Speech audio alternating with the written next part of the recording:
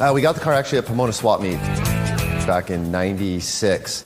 Straight out of a farm, full of bullet holes. It was about a 4-year project, my dad and I. We've got a few other projects we've done, but this one is definitely our favorite.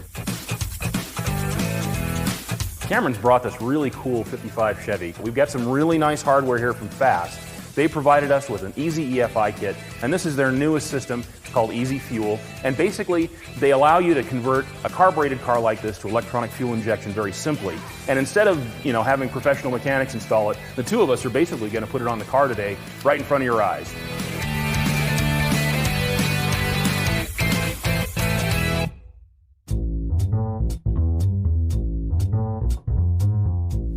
Fast offers this system with a couple of different options. There's the base kit with a throttle body injection, there's master kits with either an inline or an in-tank fuel pump setup, and there's also a setup for multi-point fuel injection. Now we're going to be doing the throttle body setup with an inline pump for simplicity.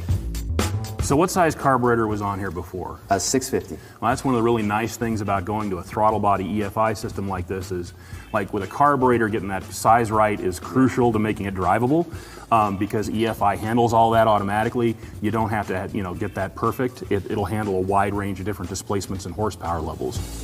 Fast tells us that this new generation of throttle body will support 650 horsepower naturally aspirated.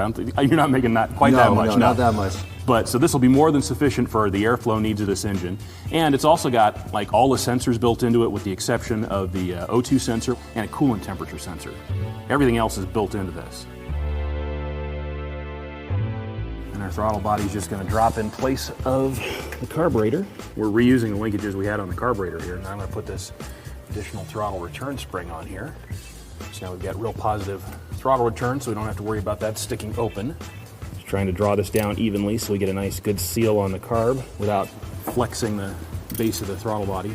So have you decided where you want to put the ECU? Yeah, I think I'm going to mount it right down here where it's out of the way, but you can still get to it if need be. Well, that's good because it's got an indicator light on the front there for helping to troubleshoot it and make sure that everything's hooked up right. That's also a good place because that's completely weather sealed, so we could put it inside the car, we could put it in the engine bay, as long as it's away from sources of heat and things like that. It can really go just about anywhere. Yeah, and we're going to have to run our positive and negative back to the battery connection in the back of the car in the trunk there, so we've got clean power for this. That's really important for any EFI system, is making sure that you've got an excellent ground and battery power connection directly to the battery terminal. You think you found a spot over there where you want to put the fuel pressure regulator? This will be the perfect location here. Still easy to get to and easy to read. Well, now that I made you do all the filthy work and drill holes in your dad's beautiful car, I'm going to send you off because I know you got some other stuff to do, but I'm going to finish up the installation and I guess you'll get to see the car for the first time again with the new system running on it. Great. Thanks, Paul. I'm really excited to see how this thing's going to run. Like I said, 15 years, having the same carburetor, it's going to be nice to finally have something like this, more efficient, and it looks good too. You still kind of keep that nostalgic look of having the carburetor on there, which I like. I think you're going to be super happy with it. So go do what you need to do, and I'm going to finish this up. Thanks, Paul. Now, Fast has master kits with both an inline pump like the one we're using and also an in-tank pump. Now, preferably you'd go with an in-tank because it's going to run cooler and quieter. But in our case, we chose the inline because it's going to be a little bit easier to install. We don't have to drop the tank or get a new tank that's already been modified for EFI. I'm just about to install the oxygen sensor. Now here's an important tip if you're doing this yourself. If you're not going to be able to weld the bung in yourself, be sure and get it done by a professional shop before you start any of this installation. Now they provide the bung and a plug to seal it with, so you can get that done plenty ahead of time and it won't make a difference. You just take out the plug and install the oxygen sensor once you get to that point in the installation.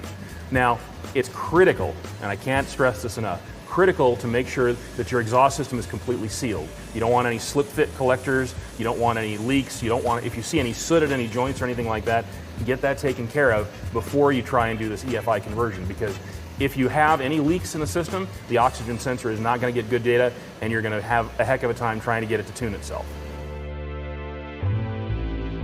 Why am I in the trunk? Well, Cameron's got his battery back here and the instructions are very clear that we have to connect main power and main ground directly to the battery.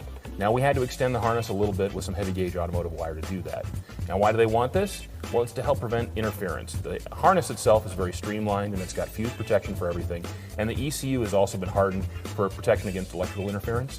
This is just added insurance to make sure that we're getting clean power and not having any glitches.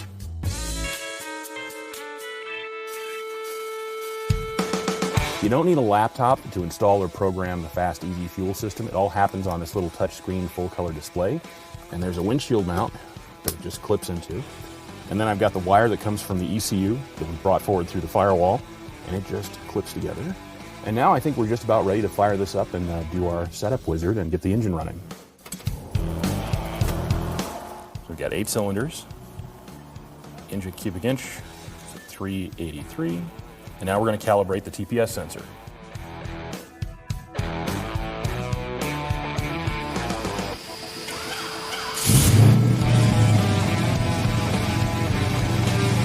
There's 4 different standard dash displays.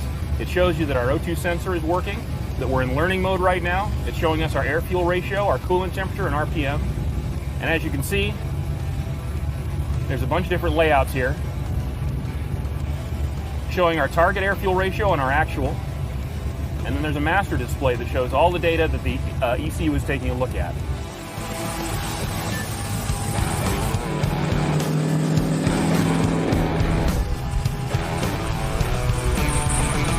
You ready to see how it turned out? You bet, I can't wait. Let's go for a drive.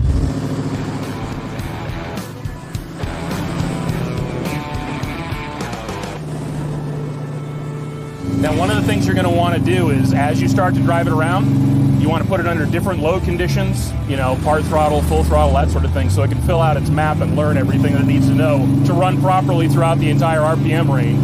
And then once it sets itself, that's not something it does every time you drive it. It sets itself, then it's doing it continuously, actually. When you're driving it day to day, it'll still be learning, but it'll be very close to its target all the time because it's already got all that basic information on the map filled out. It's fun installing stuff and turning wrenches and that sort of thing, but the real point of this hobby is being able to get out there and enjoy your car and be able to drive it.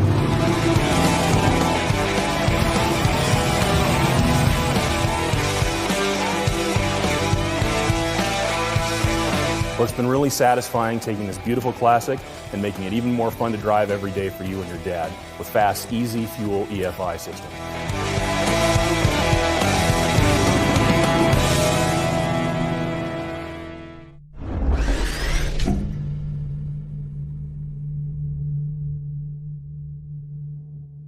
Video Shopping Network, an Amazon affiliate. To see this product on Amazon, click the link in the video description below. You'll be able to see current pricing, product previews, and any special deals. Desktop users should see the Amazon quick link below the video. Mobile users will need to click the little down arrow below the video first.